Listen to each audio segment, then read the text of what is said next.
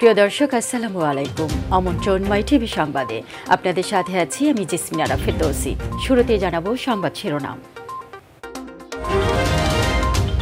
তিস্তা ইস্যুতে পদক্ষেপ নিতে নরেন্দ্র মোদীকে শেখ হাসিনার অনুরোধ। মিতালি এক্সপ্রেস সহ 9 প্রকল্পের উদ্বোধন, 5টি সমঝোতা স্মারক সই। বাংলাদেশের উন্নতিতে ভারত সহযাত্রী ওরাকান্দিতে বললেন নরেন্দ্র মোদী। বঙ্গবন্ধুর সমাধিতে শ্রদ্ধা নিবেদন, যশোরেশ্বরী মন্দিরে পূজা অর্চনা। সাম্প্রদায়িক গোষ্ঠীর তাণ্ডব লীলার পৃষ্ঠপোষক বিএনপি, মন্তব্য ওবায়দুল কাদেরের। সরকারের নমনীয়তাকে দুর্বলতা না ভাবার আহ্বান তথ্যমন্ত্রীর। দেশে করোনায় 3.5 মাসে সর্বোচ্চ 39 জনের মৃত্যু, নতুন আক্রান্ত 3,674 জন। বিশ্বে সংক্রমণ বাড়ছে ঝড়ের গতিতে। শুনছিলেন সংবাদ শিরোনাম। সংবাদে এছাড়াও থাকছে মাই টিভির সাপ্তাহিক আয়োজন স্পোর্টস রাউন্ড।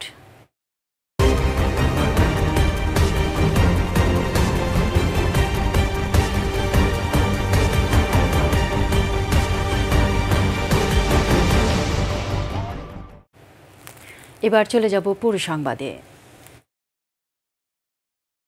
সফররত ভারতীয় প্রধানমন্ত্রী নরেন্দ্র মোদীর সঙ্গে দ্বিপক্ষীয় বৈঠকে তিস্তা ইস্যুতে পদক্ষেপ গ্রহণের জন্য অনুরোধ জানিয়েছেন বাংলাদেশের প্রধানমন্ত্রী শেখ হাসিনা।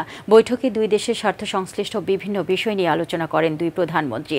স্বাধীনতার সুবর্ণ জয়ন্তী উদযাপনে বাংলাদেশে আসা নরেন্দ্র মোদী তার সফরের দ্বিতীয় দিন শনিবার বিকেল 5:30টায় প্রধানমন্ত্রীর কার্যালয়ে পৌঁছালে শেখ হাসিনা তাকে স্বাগত জানান। দুই সরকার প্রধান প্রথমে কিছু সময় একান্তে বৈঠক করেন। পরে তাদের নেতৃত্বে শুরু হয় দুই দেশের প্রতিনিধি দলের দ্বিপক্ষীয় বৈঠক। সন্ধ্যা 6:30 পর্যন্ত চলে এই বৈঠক। দ্বিপক্ষীয় বৈঠকের পর ঢাকা জলপাইগুড়ির মধ্যে মিতালি এক্সপ্রেস নামের একটি ট্রেন চলাচল ছাড়াও 8টি প্রকল্প ভার্চুয়ালি উদ্বোধন করেন প্রধানমন্ত্রী শেখ হাসিনা ও ভারতের প্রধানমন্ত্রী নরেন্দ্র মোদী। পরে দুই নেতার উপস্থিতিতে 5টি সমঝোতা স্মারক সই হয়। পরে সংবাদ সম্মেলনে সম্পাদিত বৈঠক সহ সার্বিক বিষয়ে সাংবাদিকদের অবহিত করেন পররাষ্ট্রমন্ত্রী ডক্টর A.K. আব্দুল মোমেন। আমাদের মাননীয় প্রধানমন্ত্রী যতগুলো ইস্যু আমাদের সবটা একটা একটা করে রেজ করেছেন। শুধু তিস্তা না, আমরা সবগুলো নদী ভারত থেকে যেগুলো আসে সেইগুলো নাব্যতা বাড়ার জন্য মাননীয় প্রধানমন্ত্রী বলেছেন যে সবগুলোরই নাব্যতা বাড়ানো এবং চালু করার জন্য আমরা আশ্বাসে বিশ্বাস করতে চাই। আমাদের আশ্বাসের ফলে at least certain things we achieve. উভয় রাষ্ট্রপ্রধান সরকার প্রধান কি করেছেন যে তারা বর্ডারে একটা কিলিং দেখতে চান না। রিজনাল কানেক্টিভিটির কথা বারবার উঠে এসেছে, ফ্রেন্ডশিপ ব্রিজের কথা উঠে আসছে, ট্রান্সশিপমেন্ট সেইগুলোর উপরে আলাপ আছে। বাংলাদেশ ভারত উভয় দেশই পৃথিবীতে অস্থিরতা, সন্ত্রাস ও অশান্তির পরিবর্তে স্থিতিশীলতা এবং শান্তি চায় বলে জানিয়েছেন ভারতের প্রধানমন্ত্রী নরেন্দ্র মোদী। পারস্পরিক সহযোগিতার মধ্য দিয়ে বাংলাদেশ ও ভারতের এগিয়ে চলার প্রত্যয় জানিয়ে তিনি বলেন, বাংলাদেশ বিশ্বের সামনে বিকাশ ও পরিবর্তনের দৃষ্টান্ত দেখিয়েছে। এখানে ভারত বাংলাদেশের সহযাত্রী। গোপালগঞ্জের ওরাকান্দিতে মতুয়া সম্প্রদায়ের সঙ্গে মত বিনিময়কালে এসব কথা বলেন ভারতের প্রধানমন্ত্রী। এর আগে গোপালগঞ্জের টুঙ্গিপাড়ায় বঙ্গবন্ধুর সমাধিতে ফুল দিয়ে শ্রদ্ধা জানান নরেন্দ্র মোদী। বিস্তারিত জানাচ্ছেন রাকিব হাসান। সাতক্ষীরার শ্যামনগরের যশোরেশ্বরী মন্দিরে পূজা অর্চনার মধ্য দিয়ে দ্বিতীয় দিনের কর্মসূচি শুরু করেন বাংলাদেশের সফররত ভারতের প্রধানমন্ত্রী নরেন্দ্র মোদী।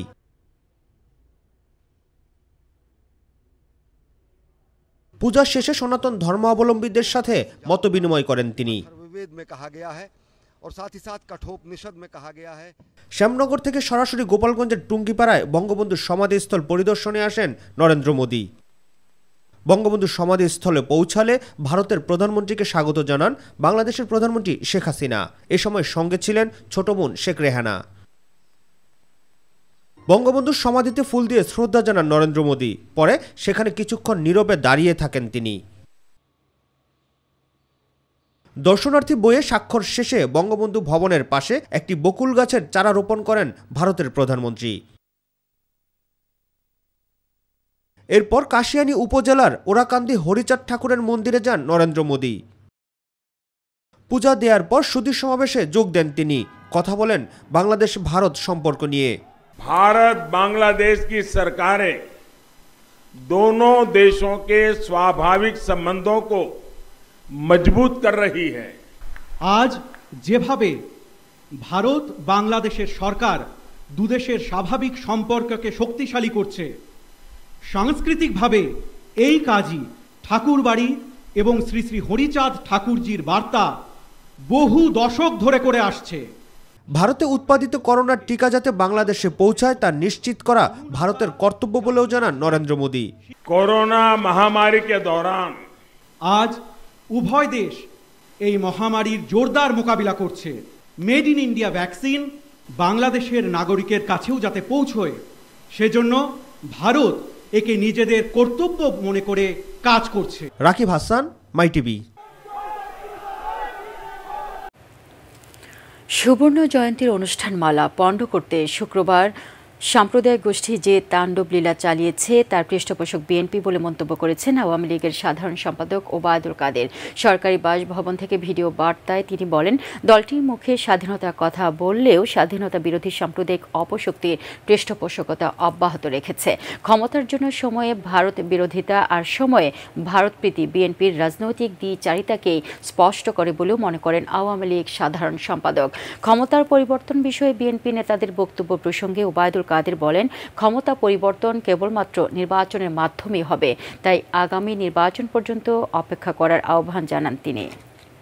দায় সারা ও লোক দেখানো আনুষ্ঠানিকতা মাত্র। মুখে স্বাধীনতার কথা বললেও স্বাধীনতা বিরোধী সাম্প্রদায়িক অপশক্তির পৃষ্ঠপোষকতা তারা অব্যাহত রেখেছে।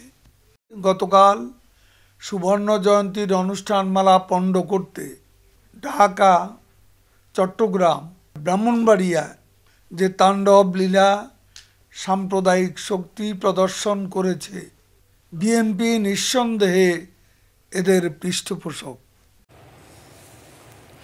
নরেন্দ্র মোদীর বাংলাদেশ সফরকে ঘিরে কোনো বিশৃঙ্খলা করার চেষ্টা করলে কঠোর হস্তে দমন করা হবে বলে হুঁশিয়ারি দিয়েছেন তথ্যমন্ত্রী ডক্টর হাসান মাহমুদ। তিনি বলেন, সরকারের নমনীয়তাকে কেউ দুর্বলতা ভাববেন না। জাতীয় প্রেসক্লাবে বঙ্গবন্ধুকে নিয়ে লেখা এক বইয়ের মোড়ক উন্মোচন অনুষ্ঠানে এসব কথা বলেন তথ্যমন্ত্রী। তিনি বলেন, ৭১-এর বিরোধী পক্ষরা স্বাধীনতার সুবর্ণ জয়ন্তী পালন না করে দেশে বিশৃঙ্খলা সৃষ্টির অপচেষ্টা চালিয়েছে। যারা এসব অপকর্ম করছে তাদের পূর্বপুরুষরা রাজাকার ছিল বলেও মন্তব্য করেন তথ্যমন্ত্রী হাসান মাহমুদ। এরা সবাই দুষ্কৃতিকারী, এরা সবাই স্বাধীনতা, সার্বভৌমত্বের, আমাদের সম্প্রীতির এবং শান্তির শত্রু, আমাদের রাষ্ট্রের স্থিতির শত্রু। এদের যদি আমরা খবরাখবর নিই, এদের বাপদাদারা বেশিরভাগই রাজাকার ছিল। দ্ব্যর্থহীন ভাষায় বলতে চাই, সরকারের নমনীয়তাকে কেউ দুর্বলতা ভাববেন না। এই ধরনের অপচেষ্টা সরকার কঠোর হস্তে দমন করতে বাধ্য। দেশে করোনা ভাইরাসের সংক্রমণ নিয়ে গত ২৪ ঘণ্টায় মারা গেছেন ৩৯ জন। এটা ৩.৫ মাসের মধ্যে সর্বোচ্চ মৃত্যু। ১৫ ডিসেম্বরের পর একদিনে এত মানুষ মারা যায়নি। ওই দিন ৪০ জন মারা গিয়েছিলেন। নতুন করে সংক্রমণ শনাক্ত হয়েছে ৩,৬৭৪ জনের শরীরে। এ নিয়ে গত ৫ দিন ধরে টানা ৩,৫০০-এর বেশি সংক্রমণ শনাক্ত হচ্ছে। নমুনা পরীক্ষার বিপরীতে সংক্রমণ শনাক্তের হার ছিল ১৪.৯০%। গত ৭ ডিসেম্বরের পর একদিনে নমুনা পরীক্ষার বিপরীতে এত বেশি হারে সংক্রমণ শনাক্ত হয়নি। ওই দিন নমুনা পরীক্ষার বিপরীতে শনাক্তের হার ছিল ১৫.২৯%। স্বাস্থ্য অধিদপ্তরের বিজ্ঞপ্তিতে এসব তথ্য জানানো হয়েছে। বিজ্ঞপ্তিতে আরও জানানো হয়, গত ২৪ ঘণ্টায় দেশের সরকারি ও বেসরকারি RT-PCR, জিন এক্সপার্ট ও র্যাপিড অ্যান্টিজেন মিলিয়ে মোট ২২৪টি ল্যাবরেটরিতে ২৪,২৭৬টি নমুনা সংগ্রহ করা হয়। এ সময় নমুনা পরীক্ষা হয়েছে ২৪,৬৬৪টি।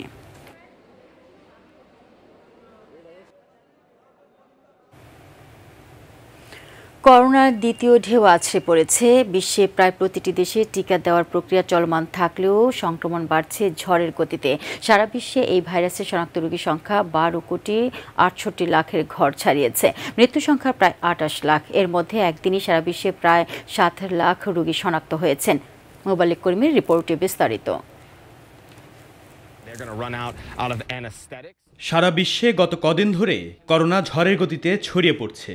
নতুন নতুন ভেরিয়েশনের পাশাপাশি সহজে শনাক্ত হচ্ছে না এমন করোনা ভাবিয়ে তুলছে।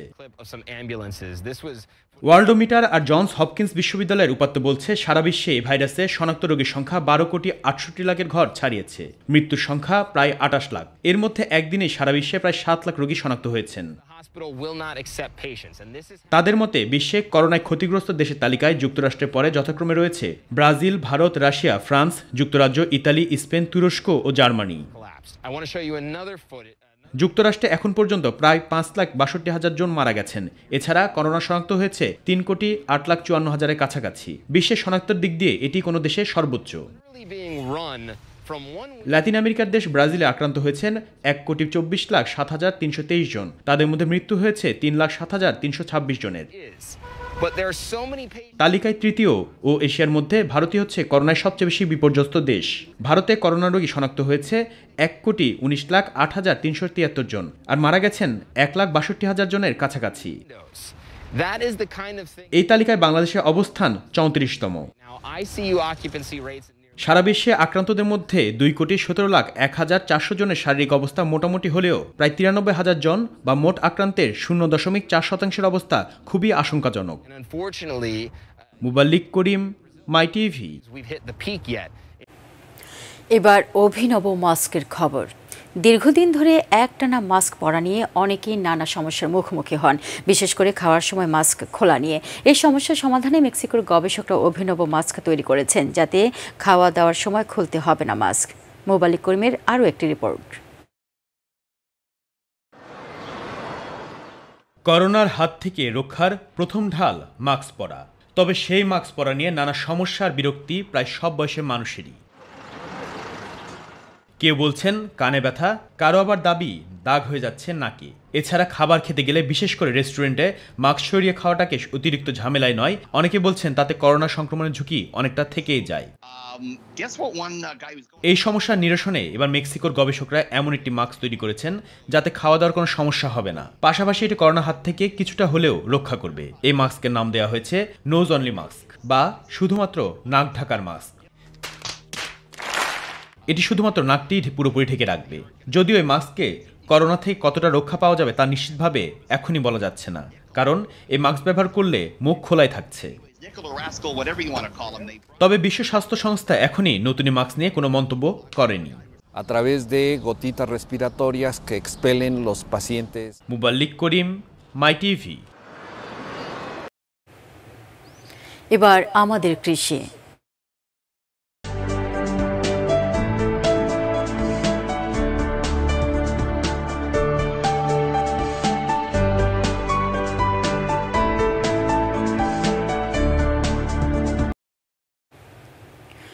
হাড়িভাঙা আমের জন্য বিখ্যাত রংপুরে এখন গাছে গাছে মুকুলের ছড়াছড়ি। চাষিরা বলছেন ফলন ভালো হলেও হিমাগার না থাকায় ন্যায্য দামে কখনই এসব সুস্বাদু আম বিক্রি করতে পারেন না তারা। সেই সাথে কৃষি অফিসের সহযোগিতা না পাওয়ারও অভিযোগ রয়েছে। অবশ্য কৃষি কর্মকর্তাদের দাবি নিয়মিত যোগাযোগ রয়েছে বাগান মালিকদের সঙ্গে।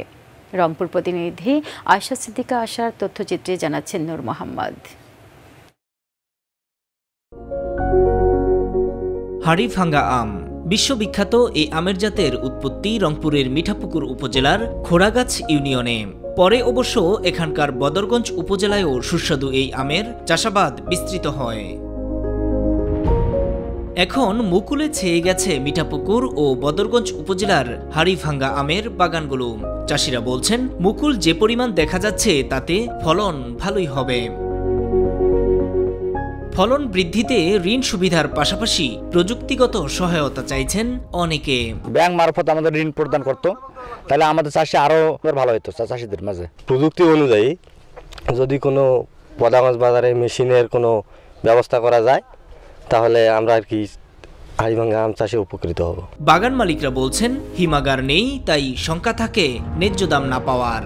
সরকারের কাছে আকুল আবেদন এই পদাগঞ্জবাসীর জন্য এখানে অতি সত্বর কয়েকটি হিমাগার স্থাপন করে এর সংরক্ষণের সুষ্ঠু ব্যবস্থা করবেন। কৃষি অফিস থেকে কোনো সহযোগিতা না পাওয়ারও রয়েছে অভিযোগ। আমি নানান সমস্যা আছে, কিন্তু এই সমস্যার জন্য আমরা কোনো কৃষি অফিসারের কাছ থেকে পরামর্শ পাই না। এখানে আমাদের কোনো লোকজন আসে না, সে পরামর্শ দেবে। কৃষি সম্প্রসারণ কর্মকর্তা এবং আমি নিজেও মাঠ পর্যায়ে গিয়ে কৃষকদেরকে এই বিষয়ে বিভিন্ন সময় পরামর্শ দিয়ে আসতেছি, যাতে তারা আমের উৎপাদনটা পেতে পারে। আমরা যদি আমটা সংরক্ষণ করতে পারি তাহলে একদিকে কৃষকরা তাদের উৎপাদিত আমের ন্যায্য মূল্য পাবে এবং পাশাপাশি আমরা এই আমটি সারা বছরই আমরা ভক্ষণ করতে পারবো। নূর মোহাম্মদ, মাই টিভি নিউজ ডেস্ক। পাঠক শূন্য চলছে ২১-এর বইমেলা, তবুও আশায় বুক বেঁধে আছেন লেখক, প্রকাশক ও বিক্রেতারা। পাঠকরা এখন স্মার্টফোন আর ফেসবুকে ব্যস্ত থাকায় বই কেনার আগ্রহ কমছে। এ কারণে ছুটির দিনেও বেচাকেনা ভরাডুবি দাবি বিক্রেতাদের। করোনা সংক্রমণ বাড়ার কারণেও মেলায় উপস্থিতি কম বলে মনে করেন অনেকে। আরও জানাচ্ছেন জাহিদ আহমেদ বাবু। প্রতি বছরই বাঙালির প্রাণের ২১-এর বইমেলায় ছুটির দিনে তিল ধারণের ঠাঁই থাকে না, কিন্তু এবার ছুটির দিনে ভিন্ন চিত্র। ছুটির দিনে এবার মেলায় আগতরা বেশিরভাগই আশপাশের এলাকা থেকে এসেছেন। সময় কাটাতে বইমেলা জুড়ি মেলা ভার বলেই জানান তারা। পরিবার পরিজন দেখতেছি, আমরা ঘুরতে আসছি সবাই মিলে আর কি। সেই সাথে বই কিনলাম, একটু বইয়ের দোকানগুলো ঘুরে দেখলাম। আজকে এসে দেখতেছি যে ফাঁকা অনেকটাই। তো করোনা বাড়তেছে, এটা একটা কারণ হইতে পারে। আর একটা হচ্ছে যে আন্দোলন হইতেছে। বইমেলাটা হচ্ছে প্রাণের জায়গা, এখানে পাঠক এবং লেখকের মিলন মেলা। লোকসমাগম নেই, তবুও আশায় বুক বেঁধে প্রতীক্ষার প্রহর গুনছেন প্রকাশক ও বিক্রেতারা। আসলে বইয়ের কাছে বই দিয়ে পিক তোলে, ছবি তোলার পর কাজ শেষ হলে ওরা চলে যায়, কিন্তু বই কেনার প্রতি তাদের কোনো আগ্রহ নেই। আর এই কারণটা বেশি ইদানিং স্মার্টফোনের চল বেশি, তারপর ফেসবুক, বিভিন্ন মিডিয়া মাধ্যম, সব কিছুতেই মানুষ এখন বই যে হাতে নিয়ে পড়বে ওই সময়টা তাদের নাই। আজকে এই পর্যন্ত কোনো জমজমাট মেলাতে কোনো লোক আসেনি, পাঠক শূন্য মেলা চলছে এ যাবৎ। আশা দেওয়ার পরও আমরা আশায় বুক বেঁধে আছি যে আগামীতে ভালো মেলা হবে এবং এই মেলা শেষ পর্যন্ত একটু ভালো জমজমাট হবে। এক কথায় ভরাডুবি, কারণ অন্যান্য সময়তে যেই বইমেলার একটা ধরন থাকে সেই বইমেলার ধরন নেই। ছুটির দিনগুলোতে আমরা খাওয়ার সময় পাই না, আর এই বছর দেখা যাচ্ছে যে খাওয়া তো দূরে থাক, সারাদিন বসে আছি, একটা পোকাও পড়তেছে না। করোনা সংক্রমণের এই সময়ে পাঠক সমাগম নেই, তবুও বই প্রকাশে ২১-এর বইমেলা গুরুত্ব বহন করে বলে মনে করেন লেখকরা। আমি বঙ্গবন্ধুকে নিয়ে একটা নির্ভুল বই দীর্ঘদিন ধরে আমি সেটা বলা যায় যে একটা আমার অধ্যয়ন, একটা সাধনা থেকে আমি এই বইটার উপরে কাজ করেছি এবং সেই সফলতার মুখ আজকে আমি দেখাতে পারলাম। বইটা প্রকাশ হওয়ার জন্য ২১শে বইমেলাটা জরুরি এবং অবশ্যই গুরুত্ব বহন করে। এটা নতুন নতুন বই বেরিয়েছে আমাদের বঙ্গবন্ধুর উপরে। এটা বাংলাদেশের স্থপতি বঙ্গবন্ধু, এটা সেকেন্ড প্রিন্ট। আরেকটা আসছিল মুজিব দ্য গ্রেট, এটির নতুন বই। এই দুটো বই আমাদের নতুন। পাঠক খরা কাটিয়ে আবার জমবে বইমেলা, এমনটাই প্রত্যাশা মেলা কর্তৃপক্ষের। জাহিদ আহমেদ বাবু, মাই টিভি, ঢাকা। রাজশাহীর মহানগরীর কাটাখালী থানার সামনে মর্মান্তিক সড়ক দুর্ঘটনার ১৭ জন নিহতের ঘটনায় পুলিশ বাদী হয়ে মামলা দায়ের করেছে। মামলার আসামি হানিফ পরিবহনের ড্রাইভারকে গ্রেফতার করেছে পুলিশ। এদিকে রাজশাহী মেডিকেল কলেজ মর্গে নিহতদের সুরতহাল রিপোর্ট তৈরি ও ময়নাতদন্ত করা হয়। একই সাথে নিহতদের পরিচয় নিশ্চিত করার জন্য ডিএনএ পরীক্ষার নমুনাও সংগ্রহ করা হয়। পুলিশ জানিয়েছে মরদেহের আইনগত সকল প্রক্রিয়া শেষ করে স্বজনদের কাছে হস্তান্তর করা হবে। রাজশাহী জেলা প্রশাসনের পক্ষ থেকে নিহতদের পরিবারকে ১০,০০০ টাকা করে অনুদান দেওয়া হয়েছে। শুক্রবার রাজধানী সহ দেশের কয়েকটি স্থানে নরেন্দ্র মোদীর বাংলাদেশের সফরের প্রতিবাদে অনুষ্ঠিত বিক্ষোভের উপর হামলার নিন্দা জানিয়েছেন বিএনপির মহাসচিব মির্জা ফখরুল ইসলাম আলমগীর। রাজধানীর গুলশানে সংবাদ সম্মেলনে এর প্রতিবাদে ২ দিনের কর্মসূচি ঘোষণা করেন তিনি। প্রত্যেক দল এবং মানুষের ভিন্ন মত প্রকাশের অধিকার রয়েছে বলেও মন্তব্য করেন মির্জা ফখরুল। ঢাকা সহ সকল মহানগরীতে বিক্ষোভ সমাবেশ ও মিছিল ৩০ মার্চ ২০২১ জেলার সদরে বিক্ষোভ মিছিল অথবা কর্মসূচি ঘোষণা করছি। আমরা কিন্তু যেটা প্রতিবাদ করছি, বিক্ষোভ মিছিল করছি, হচ্ছে যে স্বাধীনতা দিবসের দিনে মানুষকে হত্যা করার জন্য। খুব স্পেসিফিক বলছি আমি আর কি, যে প্রত্যেকটা সংগঠনের, প্রত্যেকটা নাগরিকের অধিকার আছে, সাংবিধানিক অধিকার আছে যে কোনো বিষয়ে প্রতিবাদ করার বা তার মত প্রকাশ করবার। সেই মত প্রকাশ করবার ক্ষেত্রে যখন গুলি করা হয়েছে আমরা সেইটার প্রতিবাদ করছি। ভারতের প্রধানমন্ত্রী নরেন্দ্র মোদীর বাংলাদেশ সফরের প্রতিবাদে চট্টগ্রামের হাটহাজারী মাদ্রাসার বিক্ষোভ মিছিলে হতাহতের ঘটনার প্রতিবাদে বিক্ষোভ সমাবেশ করেছে হেফাজতে ইসলাম বাংলাদেশ। দুপুরে চট্টগ্রাম নগরের জমিয়াতুল ফালাহ ময়দানে এই বিক্ষোভ সমাবেশে ঘিরে সতর্ক অবস্থান ছিল আইন শৃঙ্খলা রক্ষাকারী বাহিনীর। সমাবেশে রোববার সকাল সন্ধ্যা হরতাল পালনে নিজেদের অবস্থান তুলে ধরেন হেফাজত নেতারা।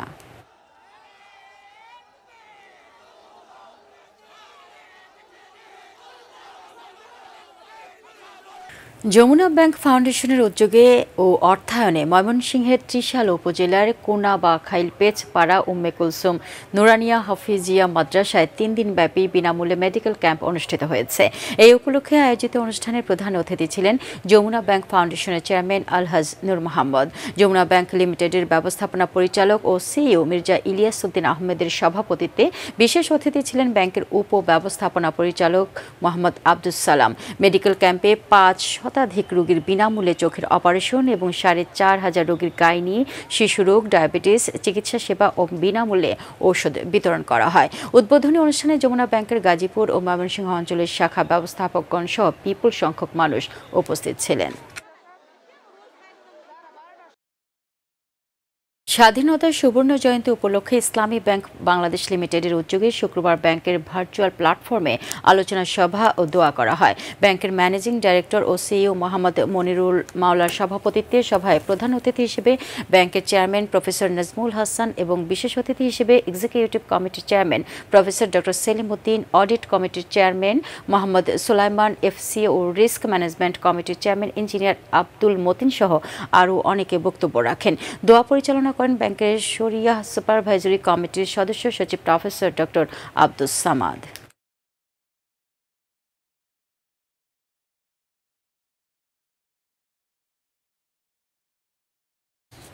প্রসঙ্গ প্রবাস।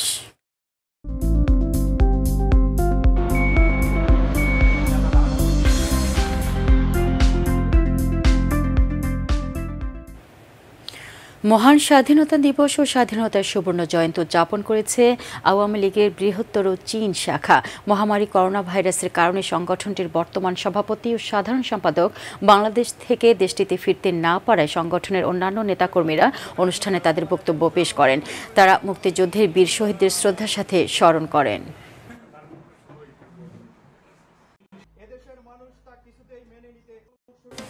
এই ছিল এখনকার আয়োজনে। ধন্যবাদ সাথে থাকার জন্য। এছাড়াও ইউটিউবে মাই টিভির সংবাদ পেতে ভিজিট করুন youtube/mytvpt নিউজ এবং আমাদের সকল অনুষ্ঠান দেখতে ভিজিট করুন youtube/mytvbangla, facebook/mytvbangla ও twitter/mytvbangla। আমাদের পরবর্তী সংবাদ দেখার আমন্ত্রণ জানিয়ে বিদায় নিচ্ছি। দর্শক, করোনা সংক্রমণ রোধে সবাই সতর্ক থাকুন, স্বাস্থ্যবিধি মেনে চলুন। আল্লাহ হাফেজ।